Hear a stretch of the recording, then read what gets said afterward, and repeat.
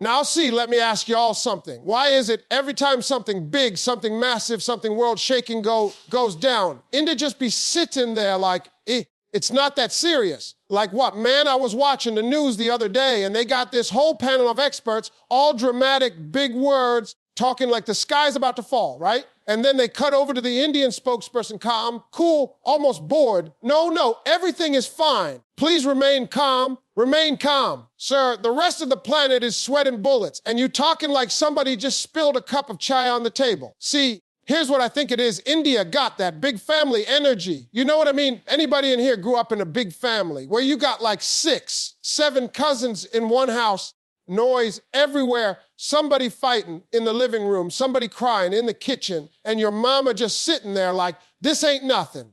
Y'all will be fine. That's India. The whole world could be in chaos, and India sitting there like, bruh, we've been through worse. This ain't even a top 10 problem. I mean, think about history. Famines, wars, colonization, cricket losses. India done seen it all. So when something happens now, they just put it in perspective. Meanwhile, everybody else overreacting. It's like when your car makes that little sound and you freaking out like it's the end of the world. Then you take it to your uncle and he like, man, just turn up the radio, you'll be fine. That's India. The world's car engine is knocking and India saying, just turn up the Bollywood music. But let me tell you the real reason India downplays things power. When you got 1 billion people, you can't be panicking all the time. You got to keep everybody steady. You think they're going to go on TV saying, oh my God, yo, this is BA. No, sir. Because next thing you know, 1.4 billion folks running out the door looking for rice, sugar, and we fight. So instead, they keep it smooth. Nothing to see here. Go home, drink some tea, watch cricket. And y'all ever notice, India don't just downplay, it downplays with T well. They use words that make everything sound smaller. Earthquake, minor vibrations, heat wave, a little warm spell, border tension. Just a friendly disagreement. Friendly disagreement. Man, if somebody's throwing rocks at my window, that ain't friendly. But India gonna act like it's 2 neighbors arguing over who park where. See, it's confidence. That's what it is. India don't gotta scream, don't gotta flex, don't gotta puff its chest. They just like, relax, we got this.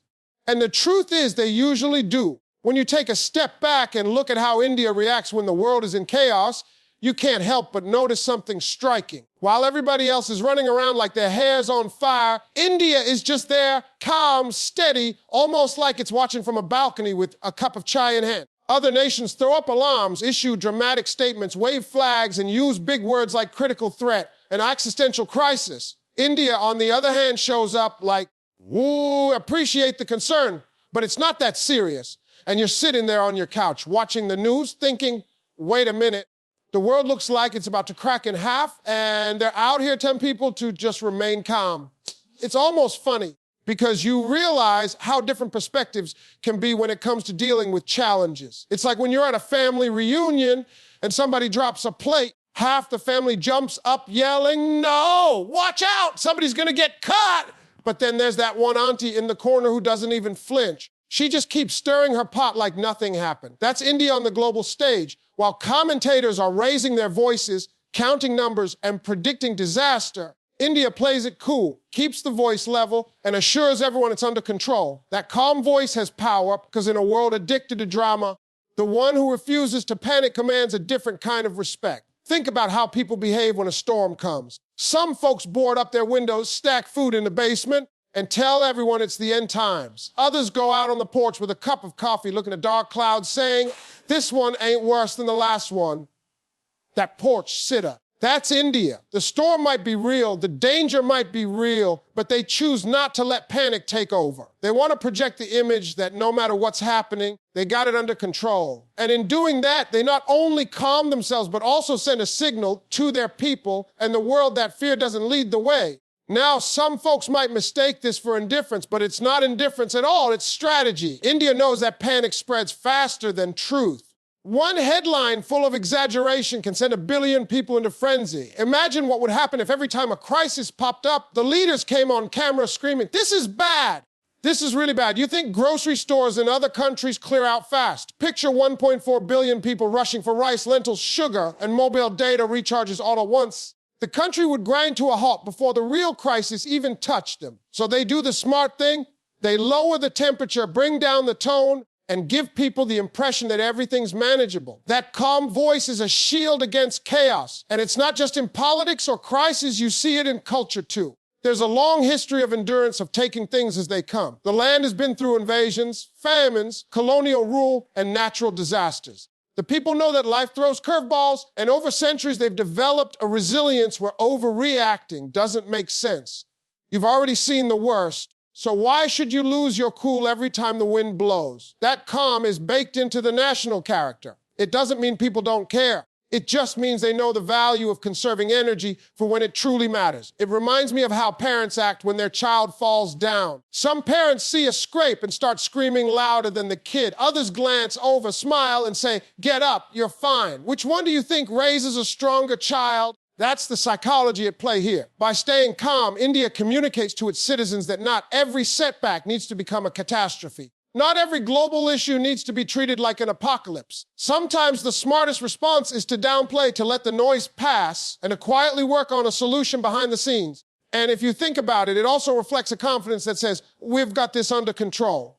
When a country starts yelling and panicking, it's often because deep down, they don't feel fully in control. But when you stay calm, when you downplay, when you address the world with composure, you're sending the message that nothing can shake you. That calm voice is almost like a poker face. You don't show your hand. You don't let anyone know how worried you might be. And by doing that, you actually gain leverage. Others start second guessing. They wonder if they're not panicking. Maybe it's not as bad as we thought. Or maybe they're way more prepared than we gave them credit for. It's a fascinating balance because calmness doesn't mean silence. India still speaks, still engages, still addresses issues, but they do it in a way that lowers the emotional temperature. Instead of feeding into the frenzy, they absorb it, transform it, and reflect back something steadier. That's why you'll often hear statements like, "We urge patience," or "We are monitoring the situation." Those words may sound simple, but behind them is a very deliberate effort to manage not just reality, but perception, because perception often drives reality. If people believe things are spiraling, they'll act like it is, and that behavior can create a crisis bigger than the original problem. But if they believe things are under control, they'll act with patience, and that gives leaders the space they need to actually fix things. So when the world looks at India and wonders why they downplay things, the answer is layered. It's part cultural, part historical, part strategic. It's about projecting confidence, preventing panic, and reminding people that not everything deserves to be blown out of proportion. And honestly, it's refreshing in a world where so many voices are addicted to hype and exaggeration. Calmness doesn't always mean you're ignoring reality. Sometimes it means you're strong enough to face it without letting fear take the wheel. Growing up in a big family changes the way you look at chaos. You learn early on that drama isn't always worth reacting to, because in a house full of siblings, cousins, grandparents, and relatives who come over uninvited, something is always happening. Someone's crying, someone's fighting over food, somebody else is hogging the TV, and another one is threatening to leave the house, but never actually leaves. In that environment, if you let every little thing rattle you, you'd never have peace. You build this kind of muscle memory for calm because the background noise becomes normal. That's what India feels like on the global stage, big family energy. There's so much going on, so many people, so many moving parts, that a crisis here, or that doesn't feel like a meltdown. It feels like Tuesday. You think about how people in small, quiet households respond to trouble. A glass breaks and everyone stops. The silence is so thick that the sound of that shattering cup feels like an explosion. But in a house of 10, glasses break all the time. Nobody even looks up. Somebody sweeps it, moves on. Conversation keeps flowing. India operates like that, while smaller countries freak out over every tremor. Every headline, India looks at the same thing and goes, "We've seen this movie before." That casual resilience is born from living in constant noise. When you grow up surrounded by drama, drama doesn't scare you. It trains you. Take siblings, for example. In a small household with 1 or 2 kids, a fight between them becomes a big deal. Parents gather them, give lectures, talk about feelings. In a big family, fights are daily. Somebody throws a punch, somebody cries, somebody tattles, but after 10 minutes, they're all sharing food again. Nobody makes it a catastrophe. India's relationship with global tension is the same way. Border disputes, political spats, heated arguments, they're treated as natural rhythms, not existential crises. The tone is calmer because the experience is broader, and you notice it in the culture. Go to a big Indian wedding. There's so much happening at once that no single issue throws the whole thing off. The food runs out on one table, a microphone stops working, a kid gets lost, An uncle gets too drunk, yet the event continues. People laugh it off, move on, adjust, because there's always a bigger picture. That's the spirit of big family energy. You don't sweat the small stuff, because if you did, you'd never survive the gathering. That mentality translates into national behavior. India downplays situations not because they're blind to them, but because they know life keeps moving even when imperfections pop up. The same energy comes from having to balance so many voices. In a big family, everyone's got an opinion. Aunties whispering, uncles arguing, cousins making jokes, grandparents dropping wisdom whether you ask for it or not. If you tried to take every single voice seriously, you'd lose your mind. So what do? You nod, smile, and carry on. India faces global criticism, international pressure, and loud commentary from all corners. Instead of losing composure every time, it nods politely, downplays the noise, and sticks to its course. That's survival in a house full of voices. Another part of this big family energy is the ability to normalize struggle. In small families, one missed paycheck or one broken appliance feels like a storm. In big families, struggle is routine. Somebody always needs money. Somebody always has a health scare. Somebody always lost their job. Yet the family continues. People chip in, adjust, and make it through. India lives that every day with over 1 billion people. There will always be issues somewhere. Power outages, floods, protests, conflicts. There's no day when everything is perfect. So why treat each one as if it's the end? The choice is to downplay, normalize, and keep moving forward. It's also about humor. Big families cope with stress through laughter. You ever notice how in a crowded house, jokes are everywhere? Even in the middle of drama, someone cracks a line that makes everybody forget they were angry. That's another way India handles crisis. Instead of leaning into fear, they sometimes use humor, music, or cultural pride to shift the mood. It doesn't erase the problem, but it makes it easier to bear. And when you've got millions of people watching, you'd rather have them laughing or distracted than panicking. And there's resilience in numbers. In a big family, no one person's crisis is the center of the universe. If one sibling fails a test, another just got promoted. If one cousin is broke, another just landed a job. There's balance. India has that balance too. Even when one sector struggles, another thrives. Even when one state suffers, another celebrates. This constant contrast keeps the mood from collapsing entirely. So when the outside world says, this crisis is huge, India looks at its own diversity and says, maybe, but look at what else is happening. That perspective keeps the tone grounded. Even the way parents in big families respond to accidents explains India's approach. If one child scrapes a knee, parents glance at it, pat them on the back, and tell them to get back out there. Why? Because they can't afford to make a big deal out of every fall when there are 10 other kids to watch. India can't make a big scene every time something goes wrong because there are countless other issues waiting in line. Downplaying becomes a tool for prioritization. It separates the real emergencies from the daily noise. When you think of big family energy, you think of endurance, adaptability, perspective, humor, and resilience. These qualities shape how India interacts with the world. When others shout, India shrugs. When others panic, India steadies itself. It's not that problems don't exist. It's that experience has taught them panic doesn't fix anything. That big family background, whether literal or cultural, conditions you to treat chaos as a given and calm as a choice.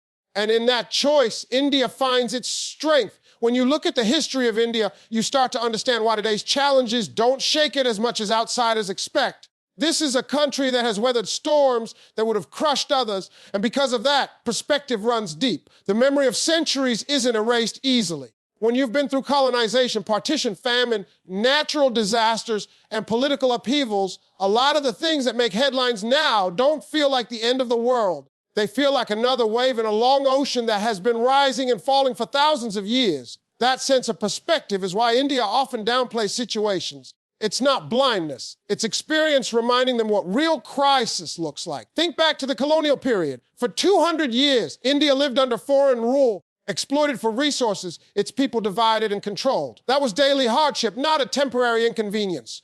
Generations lived and died under that weight, yet they carried traditions, languages, and communities through it. When independence finally came, it came with partition, millions displaced, violence tearing through borders, families split overnight. Those are traumas that leave scars so deep they echo for decades. Compare that to a modern-day diplomatic dispute or a sudden spike in fuel prices, and you begin to see why India doesn't reach for panic. The weight of history tells them, we've seen worse. We survived worse. This is not new. Even the natural environment has tested India over centuries. Floods, droughts, earthquakes, cyclones all have struck across the land. Entire villages washed away. Entire crops lost, families forced to rebuild from nothing. Yet rebuilding happened. People planted again, constructed again, carried on again. That repetition of loss and renewal carved resilience into the national character. So when a modern-day flood hits or a heat wave stretches across the plains, there is sadness and struggle, but also a deep knowledge that this has been faced before. Instead of amplifying the panic, the response leans on that history, downplaying the drama to leave space for action. You can even see this perspective in how India relates to politics. Governments have risen and fallen. Leaders have been celebrated, criticized, sometimes even assassinated. Movements have clashed, protests have erupted, entire regions have gone through turbulence. Yet through it all, the country has continued its democratic experiment, the largest in the world, with hundreds of millions voting every election. When one scandal or one controversy comes up, the memory of all the past upheavals puts it in proportion. It doesn't mean it isn't serious, but it means it's not a reason to unravel the whole system. That's perspective at work. And let's not forget the economic struggles. For decades after independence, poverty levels were staggering, resources scarce, and development uneven. Families lived with ration cards, waiting in long lines for basic goods. Opportunities were limited, but people made do. They adapted with frugality, resourcefulness, and patience. So when the economy now faces inflation or market swings, it's a challenge, yes, but not an apocalypse. The memory of what it used to be makes today's troubles look survivable. When you've seen empty shelves and truly bare cupboards, a price hike doesn't send you into despair the same way it might elsewhere. This perspective is also cultural. Ancient civilizations have left behind philosophies, scriptures, and teachings that emphasize impermanence. Texts written thousands of years ago talk about cycles, creation, destruction, rebirth. Empires rise, empires fall, and life goes on. When that philosophy is part of your cultural DNA, it shapes how you respond to crisis. You don't believe the world ends with every shock. You believe shocks are part of the cycle. So the cultural instinct is to acknowledge, adapt, and continue not to panic and proclaim doom. Think about cricket, which is more than a sport in India. A team can lose badly one day and come back to win gloriously the next. Fans get upset, but deep down they know one match doesn't define everything. That same spirit applies to national perspective. One setback doesn't define the nation's story. The story is longer, broader, stretching across centuries, so no single crisis gets blown into ultimate catastrophe. This perspective also shows up in how Indian families teach their children. Elders remind the younger generation of the struggles they went through. They talk about times when food was scarce, when travel was dangerous, when communication was almost impossible. Those stories get passed down like quiet warnings, don't panic over small storms, because life has much bigger ones. That intergenerational wisdom means today's youth grow up already aware that challenges are normal, and the best response is patience, not panic. It's important to recognize that perspective isn't the same as denial. Denial refuses to see the problem, but perspective sees it clearly and says, compared to what we've survived before, this is manageable. That subtle difference is what keeps India steady when others expect alarm. It's the ability to weigh today's crisis against the weight of history and recognize it as smaller. When a country carries thousands of years of history with evidence of empires, kingdoms, invasions, and recoveries etched into its soil, perspective becomes second nature. Ancient temples stand beside modern highways. Old traditions survive next to new technologies. That coexistence teaches that change and challenge are not threats, but constants. You don't fall apart every time something shifts, because you know things have always shifted and always will. So when the world asks why India downplays certain issues, part of the answer is this long historical lens. It's the quiet knowledge that nothing today is unprecedented. Everything echoes something that came before. By looking backward, India gains the strength to face forward without panic. That's why the voice stays calm, the words stay measured, and the tone stays grounded. History has already taught them how to endure. When you're responsible for more than 1 billion people, every decision has a weight that outsiders can't fully grasp. It's not like governing a country of 10 million or even 100 million. The scale is so massive that the ripple effects of panic would be unimaginable. If one announcement triggers fear, that fear doesn't just affect a few thousand. It spreads to hundreds of millions instantly. That's why India has mastered the art of downplaying. It isn't about pretending problems don't exist. It's about managing stability in a system so large that panic would be more dangerous than the crisis itself. Imagine a city where one rumor spreads and people rush to the grocery stores, clearing shelves in hours. Now multiply that by an entire nation with 1.4 billion people. If panic were left unchecked, stores, roads, transport, hospitals, and communication networks would collapse under the weight of sudden demand. Leaders know this. They understand that calming the public is sometimes more important than alarming them because alarm spreads faster than solutions. Downplaying becomes a safety valve, a way to keep order in a society where scale magnifies everything. Think of it like being the head of a giant family reunion with thousands of relatives in one place. If you announce that the food is running low, chaos breaks out. People grabbing plates, pushing to the front, hoarding whatever they can. But if you smile and say, there's plenty, just wait your turn. People stay seated, conversations continue, and the flow is managed. Even if the kitchen is scrambling in the back, the atmosphere in the hall stays calm. India works the same way. The kitchen may be on fire, but the message to the people is steady, stay calm. Everything is under control. It also has to do with how quickly fear can destabilize a nation this size. In smaller countries, panic might lead to protests or short-term unrest. In India, the same panic could shut down entire states because mass migrations or overwhelm infrastructure overnight.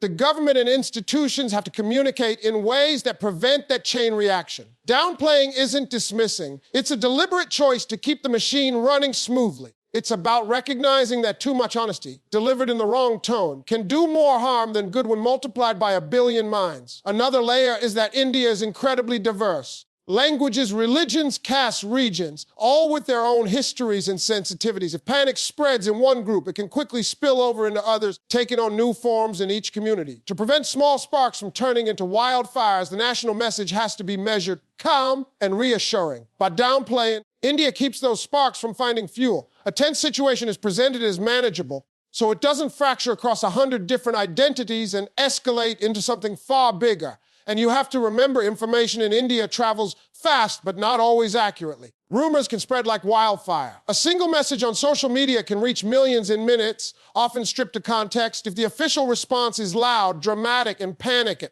those rumors gain credibility and momentum. But if the official tone is calm, measured, and almost casual, it blunts the rumors. People are less likely to believe exaggerated claims when the authorities project confidence. Downplaying becomes a way to neutralize misinformation before it spirals out of control. It's also about keeping international perception balanced. A country of this size is always under global scrutiny. If India panicked openly, markets would react instantly, foreign relations would wobble, and investors would pull back. Confidence is currency in the global system. By downplaying, India signals strength, stability, and control to the outside world. It tells allies and rivals alike that no matter what's happening, the foundation is steady. That kind of messaging is strategic. It buys time, it keeps the economy from shaking, and it maintains credibility in negotiations. Leadership at this scale requires a different kind of psychology. In smaller nations, transparency is often about giving people every detail, every risk, every danger. But in India, transparency has to be balanced with responsibility.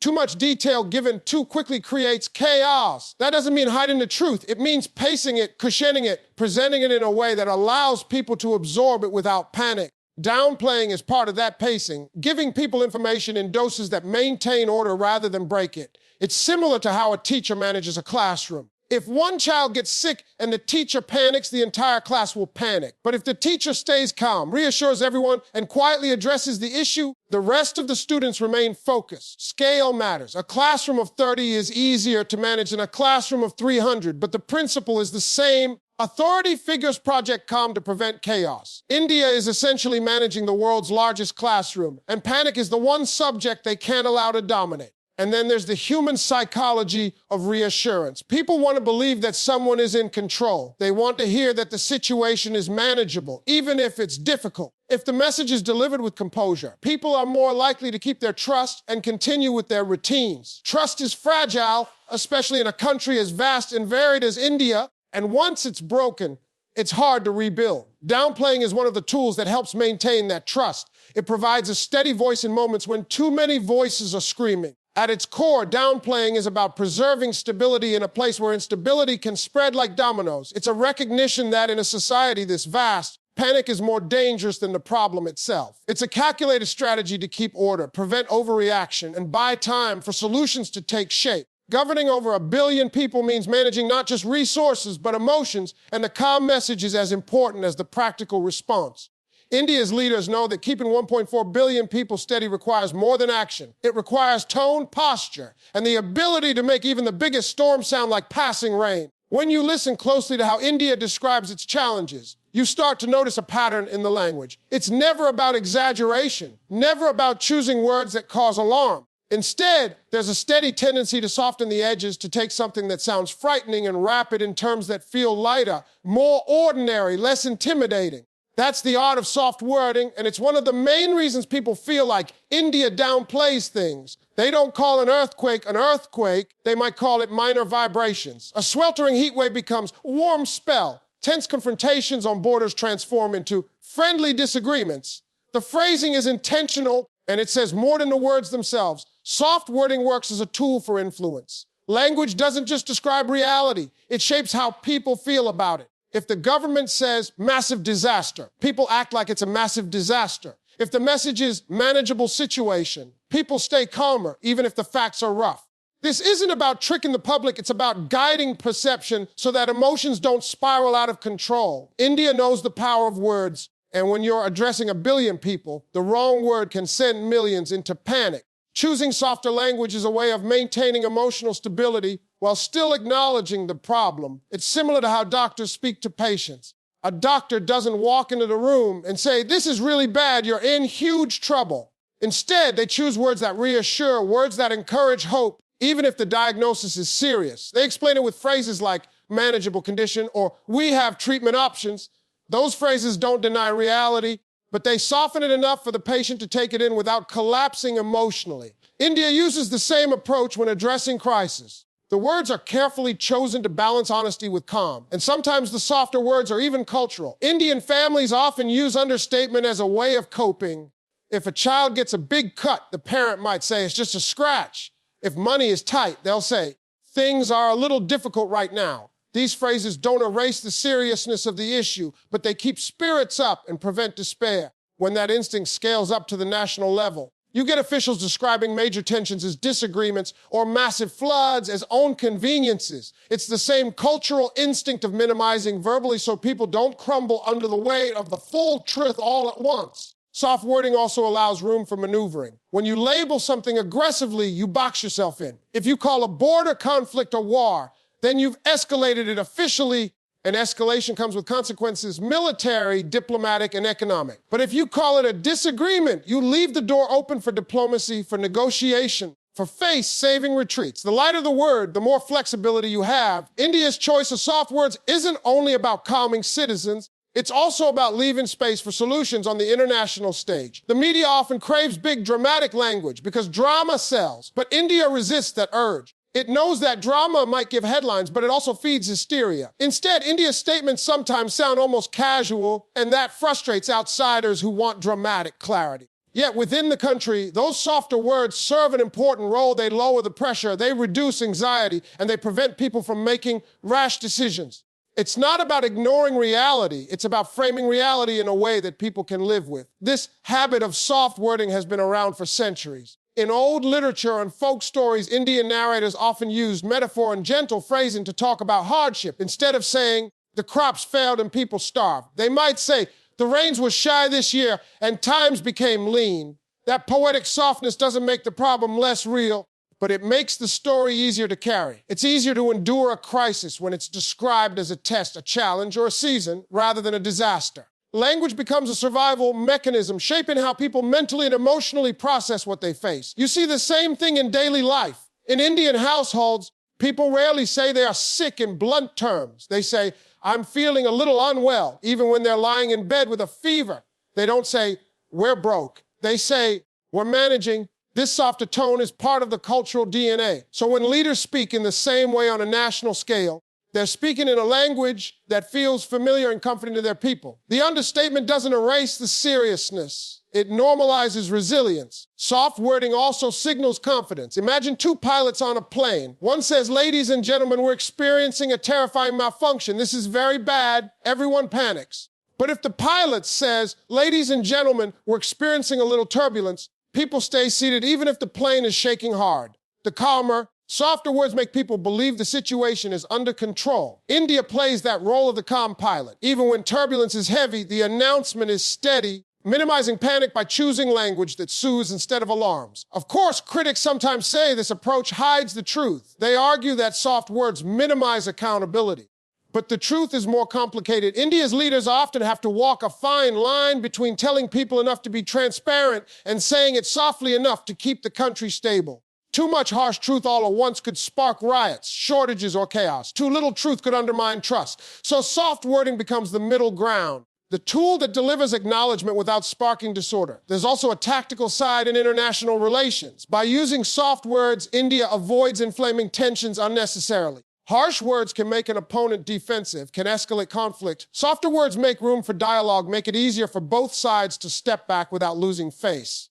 When India calls something a disagreement, instead of an attack, it sends a signal that escalation isn't inevitable. That choice of language is diplomacy at work, lowering the stakes even when emotions run high. So much of downplaying then comes down to the art of phrasing. The words are carefully chosen not just for accuracy, but for impact. A phrase like minor issue has a psychological effect. It calms, it reassures, it steadies. A phrase like critical threat has the opposite effect. It alarms, it agitates, it destabilizes. India leans consistently toward the calmer end of that spectrum. That tendency doesn't mean denial, it means responsibility. It's the recognition that in a country this vast, language is as much a tool of governance as policy itself.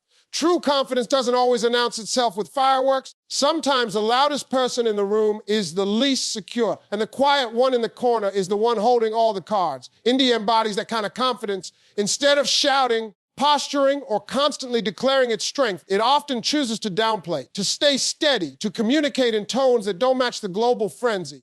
That isn't weakness, it's power disguised as calm. When you see India downplaying situations, what you're really seeing is a strategy rooted in quiet assurance that strength doesn't need a spotlight. Look at the way powerful individuals behave. Someone who's truly wealthy doesn't need to flash gold chains or shout about their bank balance. They let their influence speak through their actions. Someone who's insecure about their success is the one bragging loudly, making sure everyone notices. On the global stage, countries often act the same way. Some respond to every small challenge with exaggerated drama to remind others of their importance. India often does the opposite. It lowers the volume, chooses words of moderation, and lets its consistency and resilience do the talking. That's what confidence looks like when it matures. This kind of quiet confidence shows up in how India handles criticism. International media or rival nations might throw accusations, highlight weaknesses, or amplify controversies. Instead of erupting each time, India often responds with calm statements that downplay the intensity. Outsiders interpret that as avoidance, but in reality, it's self-control. A confident player doesn't react to every jab. They know that constant reaction gives power to the opponent. By downplaying, India demonstrates that it doesn't feel the need to answer every provocation loudly. Silence or calmness becomes a signal of strength. Confidence without noise is also deeply cultural. For centuries, Indian philosophy has emphasized balance, composure, and control over one's emotions. Ancient texts talk about inner steadiness being more powerful than outward display. That mindset naturally shapes political and social behavior. Instead of being swept up in storms of fear or anger, the cultural instinct is to steady the ship. So when the world expects fiery declarations, India often offers understated reassurances. That isn't accidental. It's rooted in a worldview that values restraint as a form of power. Consider how India operates in technology and science. When missions succeed, like space exploration or advancements in digital infrastructure, the announcements are often measured, almost modest. The success itself is loud enough. It doesn't need extravagant celebration to prove its worth. That's the same mindset applied to crisis. If you're confident in your ability to handle it, you don't need to magnify it. Downplaying communicates, we know what we're doing. We don't need to convince you with dramatic words. The confidence is in the action, not the performance. This approach also shapes how India interacts diplomatically. Countries that constantly issue loud threats or make bold pronouncements are often compensating for vulnerabilities. India, by contrast, tends to use softer words and steadier tones. That doesn't mean it lacks power. It means it doesn't feel the need to prove it through volume. Downplaying becomes a diplomatic tool, signaling that India is secure enough to avoid being pulled into the cycle of escalation. Confidence lets you set the pace instead of reacting to others. And confidence shows up in the way India communicates with its own people. Leaders know that shouting about every crisis would erode trust. Instead, they project calm, downplay panic, and remind citizens that situations are under control. The subtext is clear. We don't need to scream because we're capable. People are more likely to trust steady voices than loud ones, and that trust is what sustains stability in a vast and diverse society. By downplaying, India reassures its people through composure rather than alarm. There's also a psychological effect on rivals. When you expect your opponent to respond with outrage and instead they respond with composure, it unsettles you. You wonder if they know something you don't, if they're stronger than you assume. That's how confidence works without noise. It shifts the balance of perception. India's calm responses often create that uncertainty, making others second-guess their own strategies. By refusing to match drama with drama, India changes the game. You can compare this to sports. The strongest athletes don't waste energy talking or dramatizing every play. They conserve their focus, stay composed, and let performance prove their skill. When a crisis comes, India often plays the same way. Instead of making bold proclamations or grand displays, it stays measured, downplays the tension, and works steadily towards solutions.